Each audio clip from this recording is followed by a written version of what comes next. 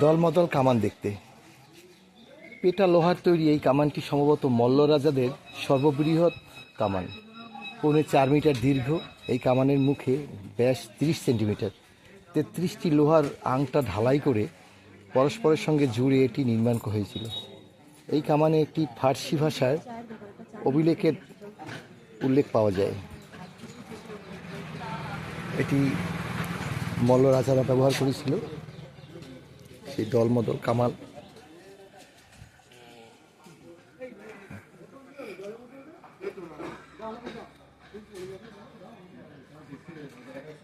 সেই যুগে এই কামান ব্যবহার করে প্রতিপক্ষকে ঘায়েল করেছিল।